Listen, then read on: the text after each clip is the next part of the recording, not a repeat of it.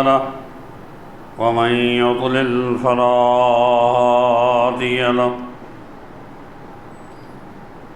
وأشهد أن لا إله إلا الله وحده لا شريك له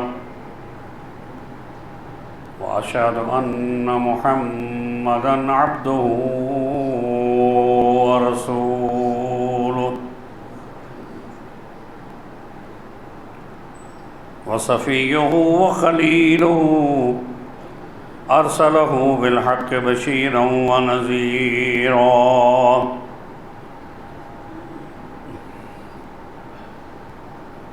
وداعيا إلى الله بإذنه وسراجا منيرا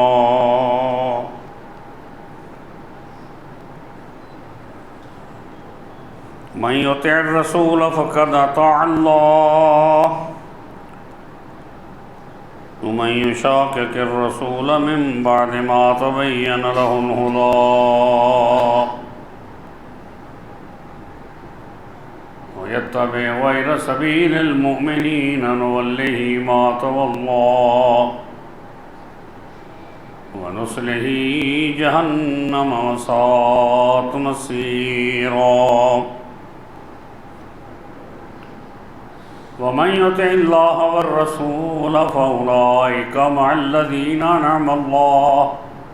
أنعم الله عليهم من النبيين والصديقين والشهداء والصالحين وحسن أولئك رفيقا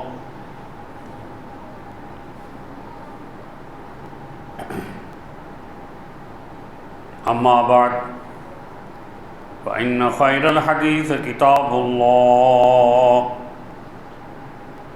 وخير الهدي هدي سيدنا محمد صلى الله عليه وسلم وشر الأمور محدثاتها فإن كل محدثة بدعة وكل بدعة ضلالة وكل ضلالة في النار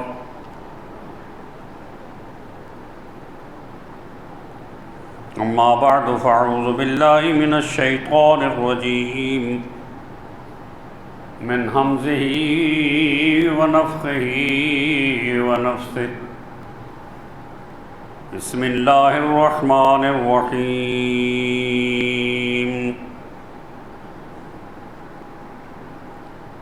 محمد رسول الله والذين معه أشداء على الكفار رحماء بينهم تراهم ركعا سجدا يبتغون فضلا من الله ورضوانا سيماهم في وجوههم من أثر السجود ذلك مثلهم في التوراة ومثلهم في الإنجيل كزرع أخرج شطأه فآزره فاستغلظ فاستوى على سوقه يعجب الزراع ليغيظ بهم الكفار وعد الله الذين آمنوا وعملوا الصالحات منهم مغفرة وأجرا عظيما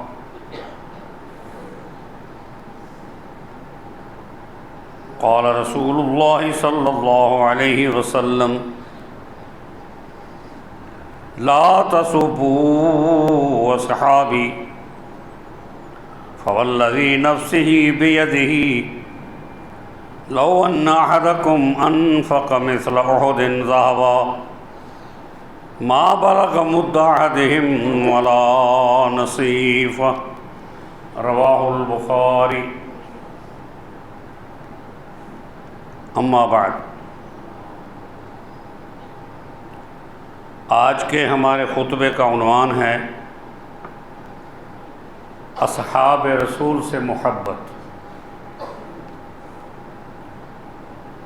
رضوان اللہ علیہ مجمعین۔ اللہ تعالیٰ ارشاد فرماتے ہیں کہ محمد کریم صلی اللہ علیہ وسلم اللہ تعالیٰ کے رسول ہیں، اور وہ لوگ جو ان کے ساتھ ہیں بہت سخت ہیں کافروں پر اور نہایت ہی رحم دل ہیں آپس میں۔ تو ان اصحاب کو دیکھے گا اس حال میں کہ وہ رکوع کرنے والے ہیں اور سجدہ کرنے والے ہیں، تلاش کرتے ہیں اللہ کا فضل اور اس کی رضا،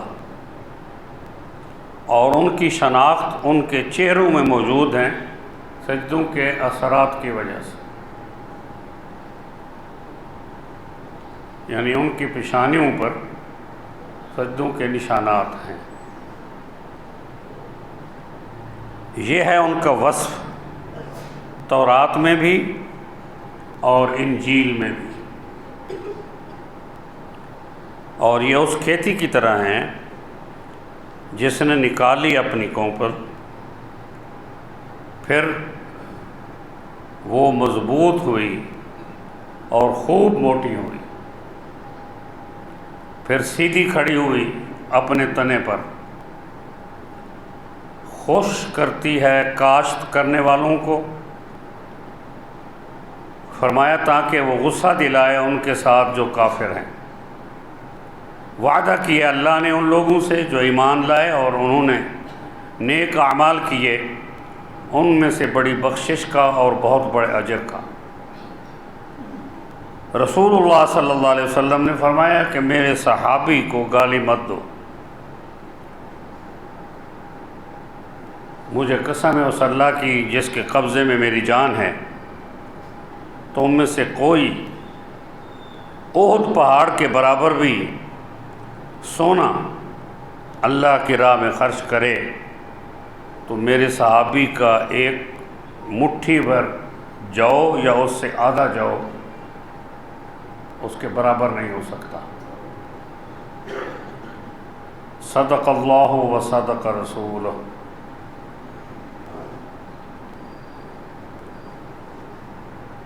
سب سے پہلی بات یہ ہے کہ ہم مسلمان ہیں۔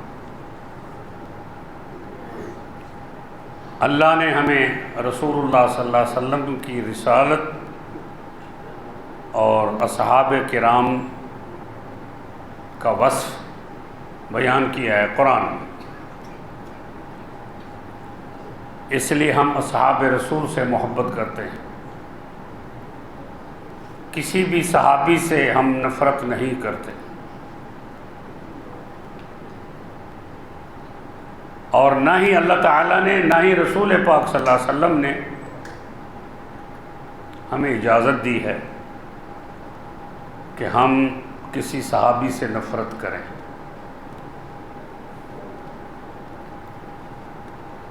ان کے ایمان کے بارے میں اللہ نے قرآن میں بتا دیا کہ رحماء بینہم، کہ وہ آپس میں بہت مہربان اور شفیق۔ اس لیے اللہ تبارک و تعالی نے قرآن میں یہ بات بیان کر دی،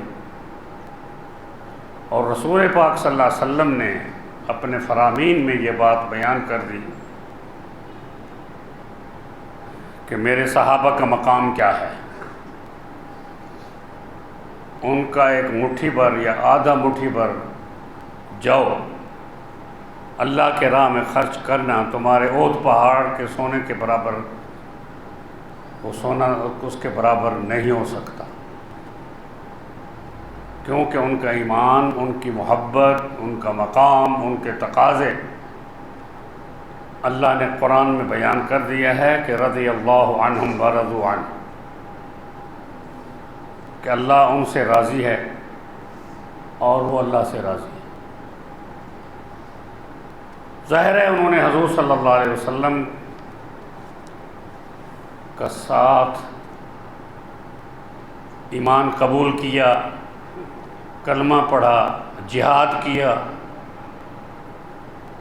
شہادتیں حاصل کی، غازی بنے اور اسلام کو مضبوط کرنے میں دن رات اپنے تن من دھن کی بازی لگا دی۔ اس لیے فرمایا رسول اللہ صلی اللہ علیہ وسلم نے کہ جو بھی شخص ہمارے صحابی پر سب کرتا ہے اس پر اللہ کی لعنت ہے۔ تو ہم اپنے ایمان کا حصہ سمجھتے ہیں اصحاب رسول سے محبت، آل رسول سے محبت، کیونکہ رسول اللہ صلی اللہ علیہ وآلہ وسلم نے فرمایا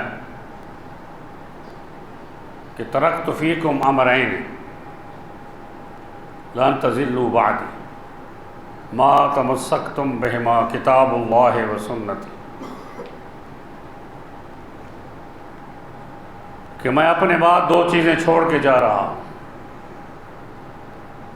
اگر تم ان کو مضبوطی سے تھامے رکھو گے تو تم گمراہ نہیں ہوگے۔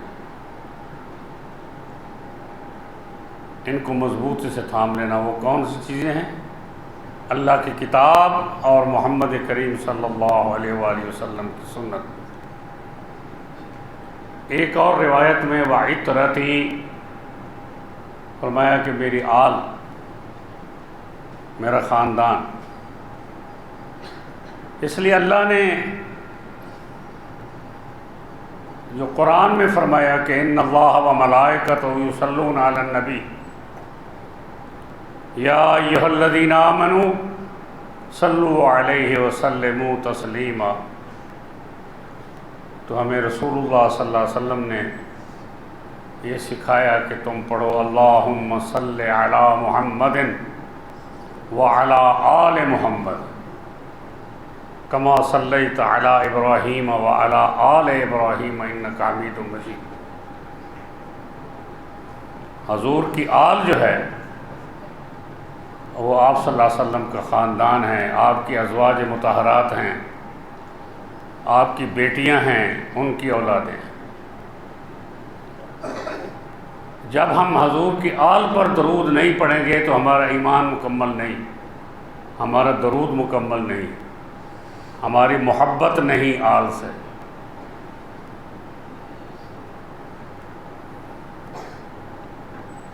حضور صلی اللہ علیہ وسلم نے اپنے اصحاب کے بارے میں بھی یہی فرمایا۔ حضرت بلال کے بارے میں حضور نے فرمایا کہ بلال منا اہل البیت، بلال کون ہے؟ میرے اہل بیت میں سے۔ اس لیے رسول اللہ صلی اللہ علیہ وسلم نے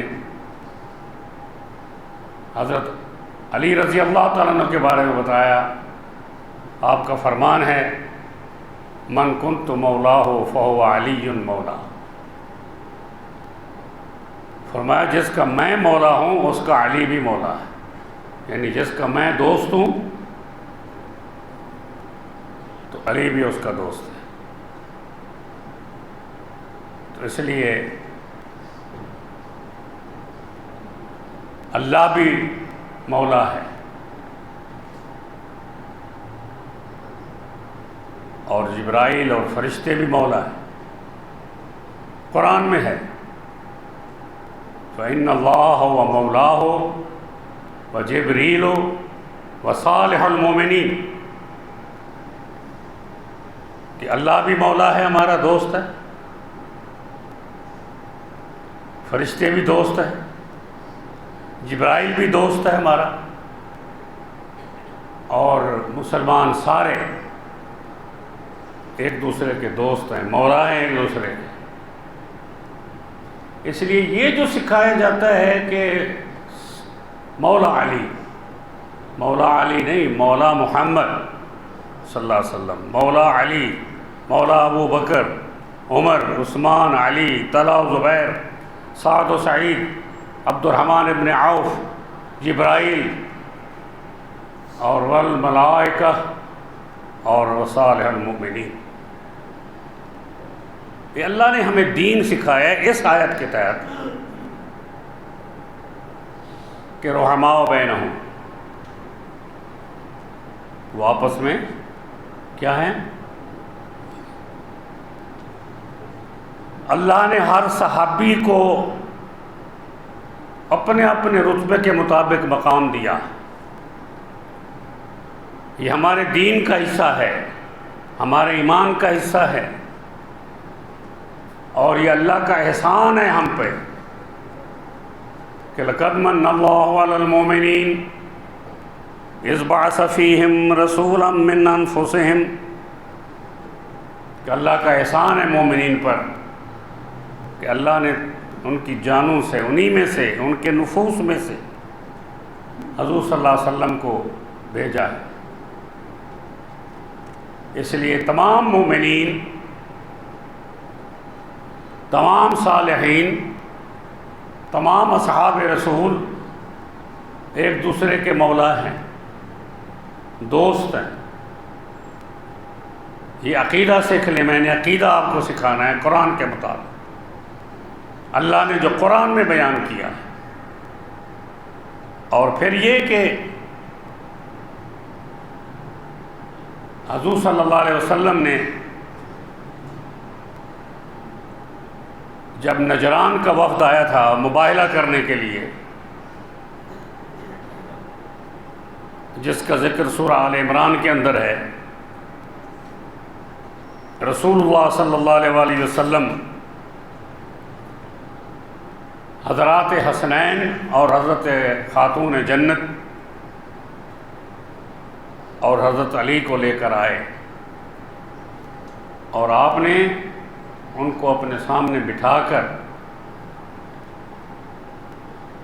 اپنی چادر مبارک سے ان کو کور اپ کیا، اور اللہ سے یہ عرض کی، اللہم ہؤلاء اہل بیتی، یا اللہ یہ وہ لوگ ہیں جن کو آپ میرے اہل و بیت میں شامل فرما دیں، یہ میرے اہل و بیت ہیں۔ ورنہ داماد جو ہے وہ اہل بیت میں نہیں ہوتا، لیکن حضور کی خاص دعا سے،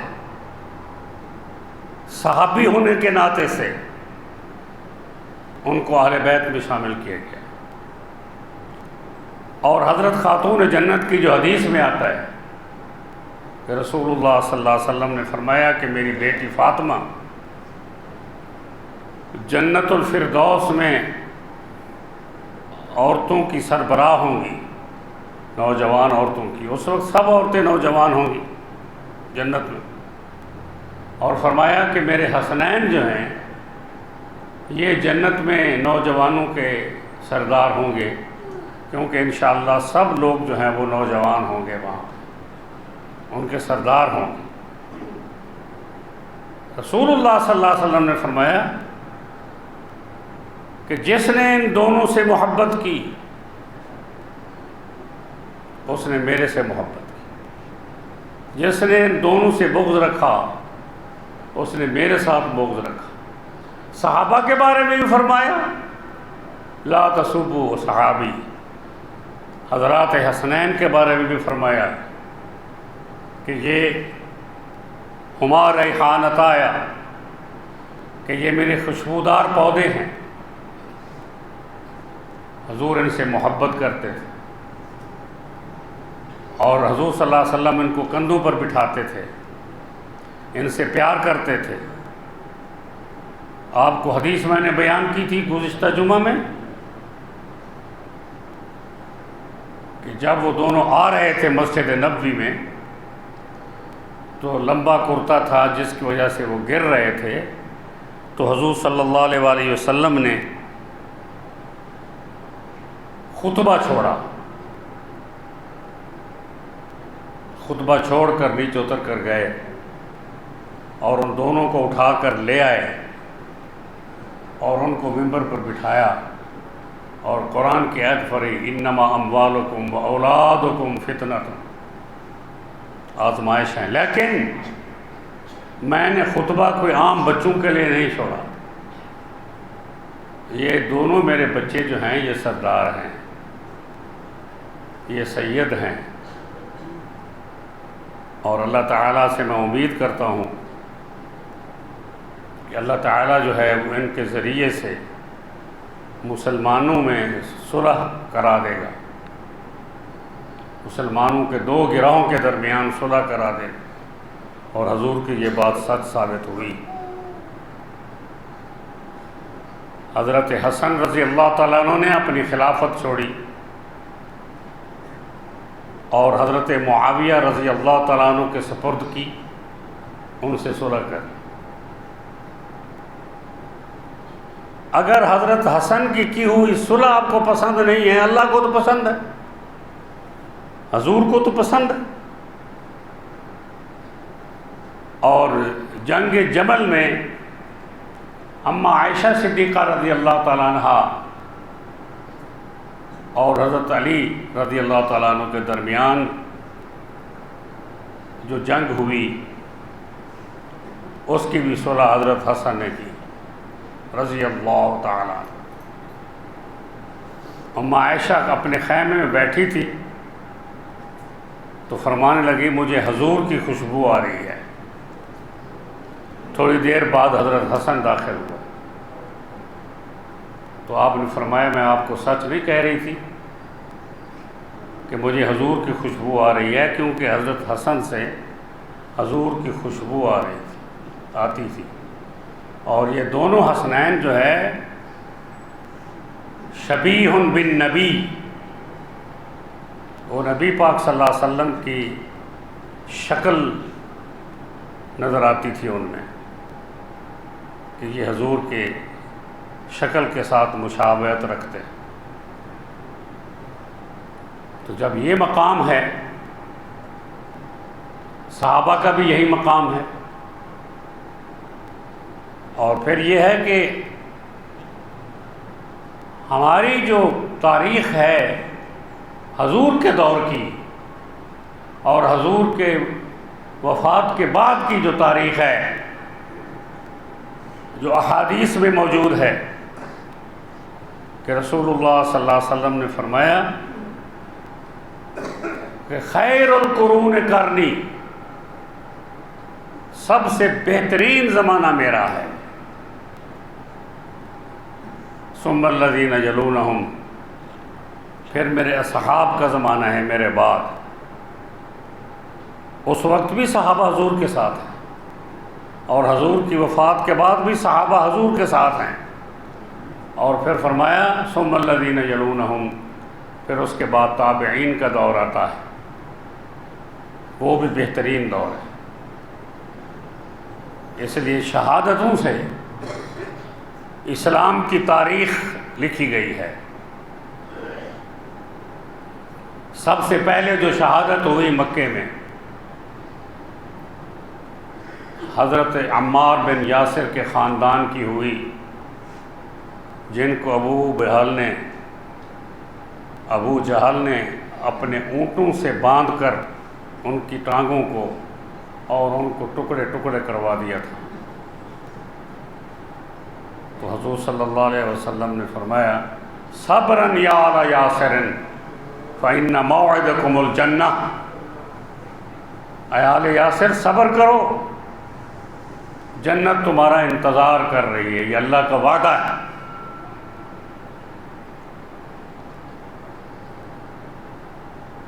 تو حضرت عمار بن یاسر رضی اللہ تعالیٰ عنہ چھوٹے بچے تھے اور وہ یہ دیکھ رہے تھے، تو حضور صلی اللہ علیہ وسلم نے ان کے سر پر بھی ہاتھ پھیرا۔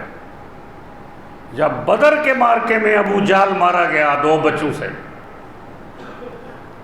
معوذ اور معاذ سے مارا گیا، 40 گھوڑ سوار تھے اس کی حفاظت کرنے والے، اور ان کے بیٹے اکرمہ جو اس وقت مسلمان نہیں تھے رضی اللہ تعالیٰ عنہ، وہ اس کی کمان کر رہے تھے۔ یہ چھوٹے بچے تھے، ان کے ہاتھوں میں تلواریں تھیں، یہ گھوڑوں کے نیچے سے نکل گئے، پتہ ہی نہیں چلا کسی کو۔ ابو جہل کے گھوڑے کی ٹانگیں کاٹی، وہ نیچے گرا اور اس کی گردن کاٹ دی اور بھاگ کھڑے ہوئے۔ تو حضرت عباس جو ہیں وہ ابو جہل کے پاس گئے، ابھی وہ مر رہا تھا، پوچھا کیا حال ہے؟ کہتے بڑا برا حال ہے۔ تو کیسے؟ کہ 2 بچے مار گئے۔ کسی صحابی سے جو بہادر ہو اس سے میری موت نہیں ہوئی۔ انہوں نے کہا یہ سب سے زیادہ بہادر تھے جن کو تم 2 چھوٹے بچے کہہ رہے ہو۔ تو حضور نے حضرت عمار بن یاسر کو بلایا رضی اللہ تعالیٰ عنہ، فرمایا دیکھو آپ کے خاندان کے قاتل کا کیا حشر ہوا پڑا ہے۔ یہ وہ چیز ہے جو سب سے پہلے جنگ بدر ہوئی، جنگوں میں شہید ہوئے صحابہ، حضرت امیر حمزہ رضی اللہ تعالیٰ عنہ شہید ہوئے، حضور کے چچا بھی تھے اور آپ کے دودھ شریک بھائی بھی تھے، اور حضور نے ان کو دیکھا تو آپ نے یہی فرمایا کہ سید الشہداء امی حمزہ، رواہ البخاری، فرمایا کہ سید الشہداء کون ہیں؟ میرے چچا امیر حمزہ۔ حضرت انس بیان کرتے ہیں، ام سلمہ کا بیان ہے حضرت حسین کے بارے میں کہ وہ حضور کی مشابہت رکھتے تھے، بخاری شریف کی حدیث ہے یہ۔ پھر ام سلمہ کا بیان ہے کہ جبرائیل علیہ السلام نے حضور صلی اللہ علیہ وسلم کے پاس آ کر ان کے بیٹے حضرت حسین کی شہادت کے بارے میں خبر دی اور کہا کہ اگر آپ چاہتے ہیں تو میں اس جگہ کی مٹی بھی آپ کو لا کر دے سکتا ہوں جہاں آپ کے اس بیٹے کو شہید کیا جائے گا۔ اخرجہ احمد بسند حسن ہے۔ میں یہ بات عرض کرنے لگا ہوں، جب حضور کو بتا دیا گیا تھا کہ آپ کا بیٹا شہید کر دیا جائے گا، تو کیا حضور نے صلی اللہ علیہ وسلم نے کوئی رونا، کوئی وابلہ کرنا یا کوئی اس طرح کرنا آپ نے کیا؟ نہیں، بات وہی ہے فصبر جمیل۔ جب حضور کو بتا گیا تو حضور کی سنت جو ہے وہ اپنے بیٹی کی شہادت پر رونا پیٹنا نہیں ہے، کیونکہ شہادت تو ایک اعلیٰ مقام ہے۔ لا تقولوا لمن يقتل في سبيل الله اموات بل احياء ولكن لا تشعرون، اس میں رونا پیٹنا بنتا ہی نہیں ہے۔ حضرت عمر شہید ہوئے، نماز پڑھا رہے تھے، مسجد نبوی میں شہید ہوئے، حضور کے مصلی پر شہید ہوئے۔ حضرت عثمان کو رضی اللہ تعالیٰ عنہ کو مدینہ منورہ میں حضور کے شہر میں شہید کر دیا گیا۔ 40 روز ان پر پانی بند رہا۔ کتنا؟ 40 روز پانی بند رہا۔ دشمنوں کا اتنا قبضہ تھا مدینہ منورہ میں کہ کسی کو ہلنے جلنے کی بھی اجازت نہیں تھی۔ حضرت علی کو شہید کیا گیا کوفہ کی جامع مسجد میں، جب وہ فجر کی نماز پڑھانے کے لیے آ رہے تھے۔ تو اس لیے شہادتوں کی ایک داستان ہے اور یہ محبتوں کی داستان ہے۔ اس لیے ہم اللہ سے دعا کرتے ہیں کہ اللہ تبارک و تعالی ہمیں رسول اللہ صلی اللہ علیہ وسلم کی محبت، اصحاب رسول کی محبت، آل رسول کی محبت عطا فرمائے۔ وآخر دعوانا الحمد للہ رب العالمین۔